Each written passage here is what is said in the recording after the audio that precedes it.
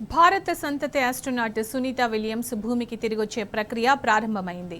Space X Crew Dragon hatch మూసివేత, అన్డాకింగ్లు పూర్తయ్యాయని ప్రకటించింది నాసా. ఈ ప్రాసెస్ మొత్తాన్ని ప్రత్యక్ష ప్రసారంలో చూడొచ్చని తెలిపింది. సుదీర్ఘ నిరీక్షణకు తెరపడడంతో దాదాపు 9 నెలల పాటు స్పేస్లో చిక్కుకుపోయిన సునీత, బుష్ విల్మోర్లు కొద్ది గంటల్లో భూమికి చేరనున్నట్టు వెల్లడించింది. వీరి కోసం స్పేస్లోకి వెళ్లిన క్రూ డ్రాగన్లోకి వ్యోమగాములు అడుగుపెట్టారని, భారత కాలమాన ప్రకారం ఉదయం 8 గంటల 15 నిమిషాలకు హ్యాచ్ క్లోజ్ అయ్యిందని తెలిపింది. 10 గంటల 15 నిమిషాలకు అన్డాకింగ్ పూర్తి కావడంతో క్రూ డ్రాగన్ అంతరిక్షం నుంచి విడిపోయింది.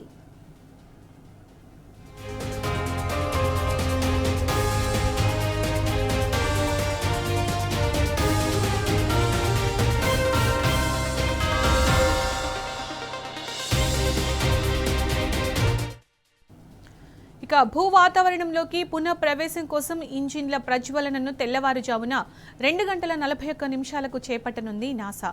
దాదాపు 40 నిమిషాల తరువాత తెల్లవారుజామున 3 గంటల 27 నిమిషాలకు ఈ డ్రాగన్ ఫ్లోరిడా తీరంలోని సముద్ర జిల్లాలో దిగనుంది. ల్యాండింగ్ తర్వాత వ్యోమగాములను హ్యూస్టన్లోని జాన్సన్ స్పేస్ సెంటర్కు తరలిస్తారు అధికారులు. అక్కడ వారికి వైద్య పరీక్షలు నిర్వహించి దీర్ఘకాల అంతరిక్ష యాత్ర తరువాత వారి శారీరక స్థితిని పరిశీలిస్తారు. భూ గురుత్వాకర్షణ శక్తికి తిరిగి సర్దుబాటు అయ్యేలా నిపుణులు వారికి తోడ్పాటు అందిస్తారు. ఈ ప్రక్రియను కూడా నాసా లైవ్ టెలికాస్ట్ చేయనుంది.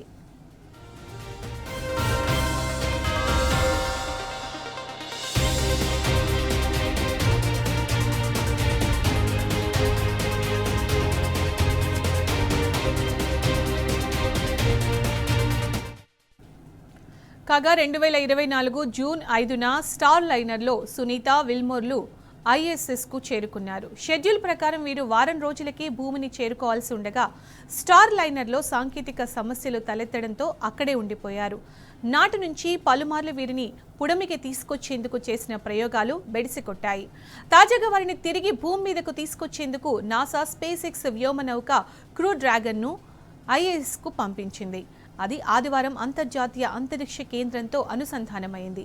ఫలితంగా సునీత, విల్మోర్ల రాకకు మార్గం సుగమమైంది.